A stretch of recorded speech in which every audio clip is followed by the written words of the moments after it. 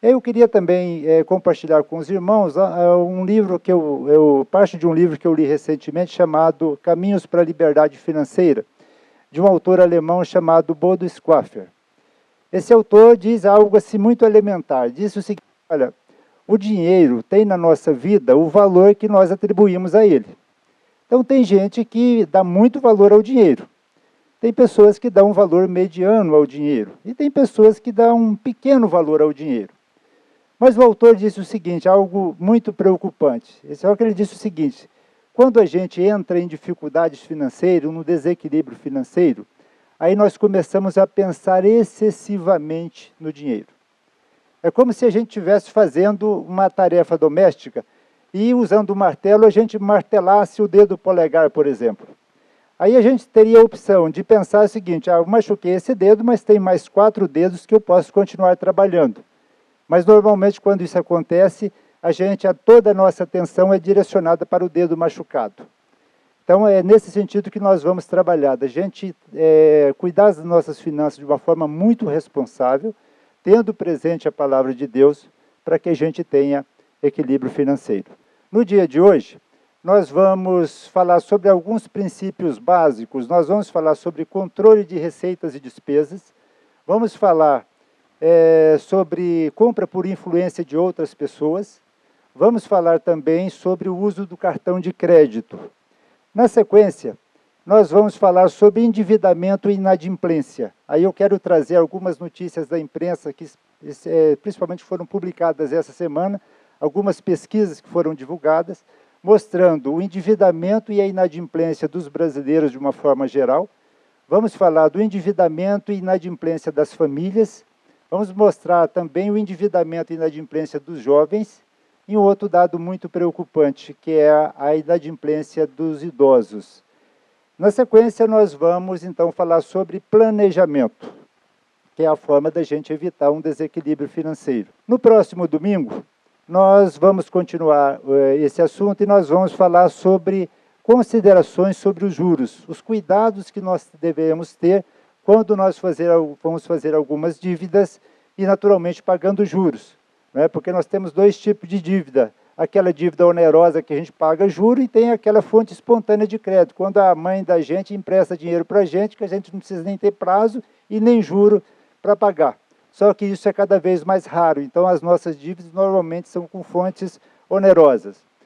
E nós vamos falar também no próximo domingo sobre a família e o dinheiro. Aí nós vamos falar sobre casais no início da vida conjugal, famílias com filhos pequenos, famílias com filhos adultos e depois quando nós chegamos na aposentadoria. E aí depois nós vamos falar sobre alguns cuidados que nós deveremos ter na hora de investir o nosso dinheiro. Não vai ser um aconselhamento de investimento, como eu já disse inicialmente, mas alguns cuidados que nós precisamos ter ao investir as nossas economias. Então vamos falar agora, no primeiro bloco da nossa conversa, sobre controle de receitas e despesas, vamos falar sobre compra por influência e a forma da gente lidar com o nosso cartão de crédito.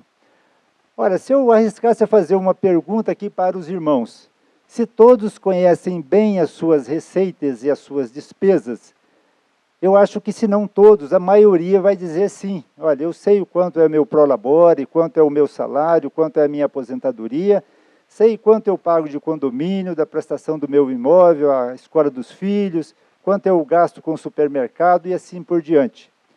Mas, meus irmãos, a literatura e as pesquisas mostram que a maioria das pessoas que entram em dificuldade financeira é porque não conhecem e não controlam as suas despesas, principalmente aquelas pequenas despesas não programadas que vão acontecendo no dia a dia. Vamos caminhar para outro item, o uso do cartão de crédito. Olha, o cartão de crédito é um meio de pagamento que facilita muito as nossas vidas. Nós podemos, às vezes, precisar de comprar alguma coisa e não ter o dinheiro. Nós podemos programar o pagamento dessa fatura para logo após o recebimento dos meus rendimentos. Isso nos ajuda muito. Grande parte das operadoras de cartão de crédito tem programas de fidelidade. Nós podemos trocar os pontos por passagem aérea, podemos comprar combustível, agora nós podemos até pagar água, energia com os pontos do cartão, em alguns casos, alguns programas. Então isso é muito positivo, isso é muito bom para nós. Só que nós precisamos ter cuidado, porque às vezes nós podemos ser levados a gastos desnecessários com o cartão de crédito. Eu quero compartilhar com os irmãos alguns temas que têm sido, algumas pesquisas feitas recentemente, especialmente que foram publicados pela imprensa nesta semana, sobre endividamento e inadimplência. Só para lembrar, o conceito de endividamento por si só não é ruim. Então, quando uma pessoa está endividada, significa que ela tem dívidas, mas que ela pode honrar nos seus vencimentos. E uma pessoa inadimplente é aquela que chega o vencimento e eu não tenho condições de pagar. E aí o mercado dá esse nome feio de inadimplente, para quem não paga as suas dívidas no dia certo, né? Ou de caloteiro e outros nomes que não é adequado para ninguém, muito menos para nós cristãos. Na última sexta-feira saiu essa, eu não sei se todos estão conseguindo ver lá atrás, eu vou ler aqui a manchete. Saiu essa manchete em vários meios de comunicação. Número de inadimplentes chega a 59 milhões em janeiro e bate recorde. 59 milhões de brasileiros, uma pesquisa feita pelo Serasa e foi publicada agora na última sexta-feira, estão com o nome sujo, estão lá registrados no Serasa, no SPC ou no Cadim. 59 milhões de pessoas. Para se ter uma ideia da grandiosidade desse número, isso dá 40% da população acima de 18 anos do Brasil, que em tese são as pessoas que fazem dívidas em seu próprio nome. Então, se a gente imaginar que se a população do Brasil estivesse aqui dentro do templo, eu acho que nós temos aqui umas 200 pessoas, significa que 40 vezes 40% de 200, nós teríamos 80 pessoas aqui no templo inadimplentes. Também saiu uma outra notícia triste. 1 em cada 5 famílias está inadimplente. Ou seja, 20,9%, quase 21% das famílias no Brasil estão com contas em atraso. Olha, nessa pesquisa, a Serasa mostra que 62% das famílias dizem que têm dívidas. Essas pesquisas normalmente não mostram dívidas relacionadas, por exemplo, ao colégio dos nossos filhos, não entra dívida da casa própria, entram dívidas normalmente de cartão de crédito, de empréstimos bancários, de carnês de loja, de prestação de veículos, do seguro desses veículos. Então, a quase totalidade dessa pesquisa mostra que as famílias disseram, olha, 62% das famílias têm dívidas. E como eu disse, ter dívida não é um problema grave. O problema é quando a gente não consegue honrar as dívidas.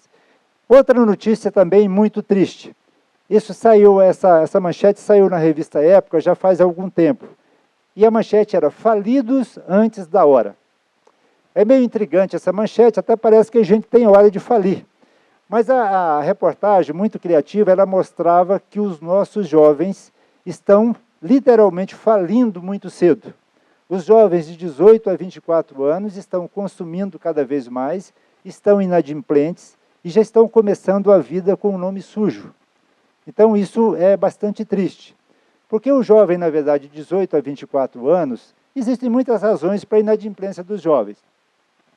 Jovens normalmente têm muito desejo de consumo, normalmente têm pouco dinheiro e às vezes nenhum juízo. Inadimplência de idosos é a que mais cresce no cenário atual. Inadimplência de idosos, pessoas acima de 65 anos.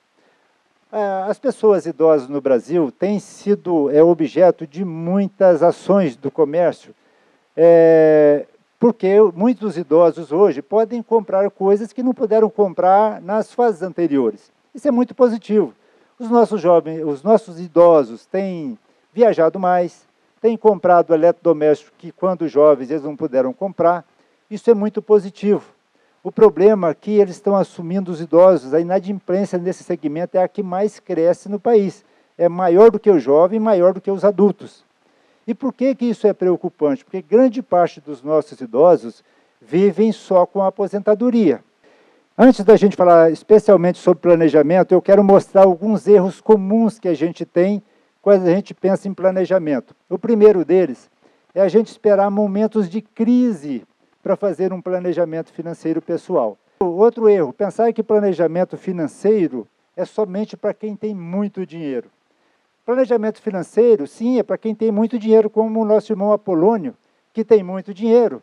Ele precisa planejar financeiramente. Mas planejar financeiramente é para quem é remediado, Planejar financeiramente é para quem tem pouco dinheiro. Talvez o inverso é até mais verdadeiro. Quanto menos dinheiro, mais necessidade eu tenho de planejar. Então, nós falamos hoje sobre princípios básicos, nós falamos sobre controle de receitas e despesas, falamos sobre compra por influência e falamos sobre o uso do cartão de crédito. Falamos sobre endividamento e inadimplência dos brasileiros de uma maneira geral, falamos sobre a família, os jovens e os idosos. Lembrando que no próximo domingo nós vamos continuar, vamos falar dos cuidados que nós devemos ter ao pagar juros, vamos falar da forma da família se relacionar com o dinheiro, inclusive educando bem os nossos filhos, como a irmã citou muito bem, e vamos falar de alguns cuidados sobre a hora de investir o nosso dinheiro. E vamos fazer depois um resumo geral.